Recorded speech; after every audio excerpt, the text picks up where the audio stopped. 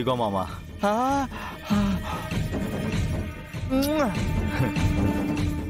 నువ్వు ఎంత మంచోడివి తప్పిపోయిన అల్లుడు.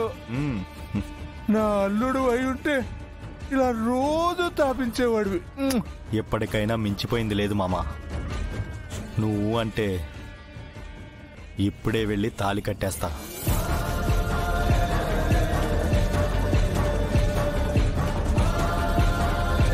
అల్లుడు ఫస్ట్ ఫాస్ట్ రా, ఈ జేబులో ఎట్టుకొని తిరుగుతున్నావా?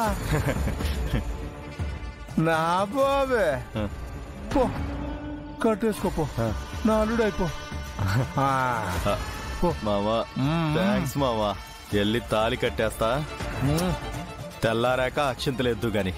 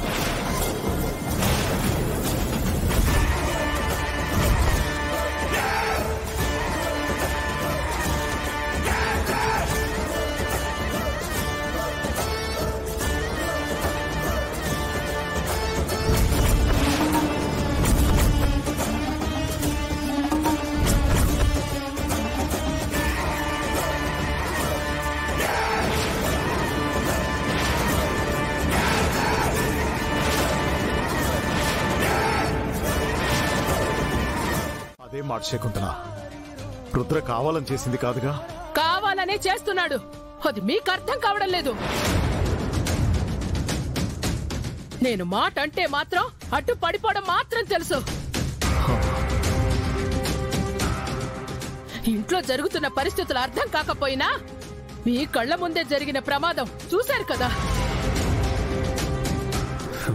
వీరుకు గాని ప్రీతికి గాని ఏవైనా జరిగుంటే ఏం చేసేవారు? భాను కోసం ఏడ్చినట్టు కొన్ని రోజులు ఏడుస్తాం అంతే అంటారా?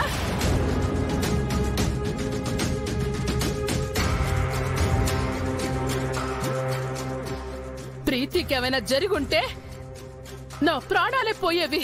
ఆవేశపడకు శకుంతల. మీకు నా ఆవేశం కనపడుతుందా? కళ్ల ముందే జరుగుతున్న అనర్థం కనపడడం లేదా? అనర్థానికి కారణం కనపడడం లేదా?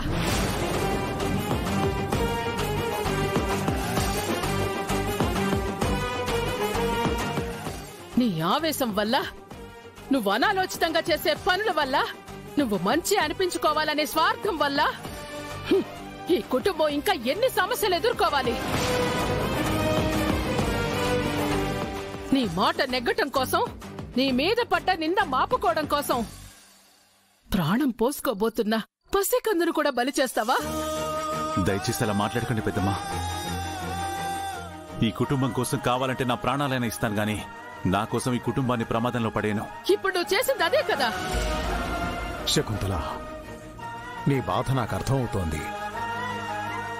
నేను మాట్లాడతాను, ఆవేశపడకు. ఇలా ప్రతిసారి నా మాటకు అడ్డు చెప్పి తనను వెనకేసుకొచ్చి విషయం ఇంత దూరం తీసుకొచ్చారు.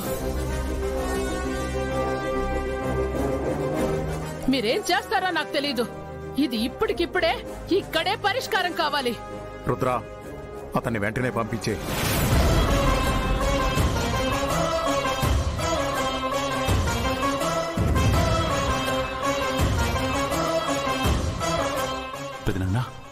పెదనాన్ననే చెప్తున్నాను, నా మాట విను, పంపించే.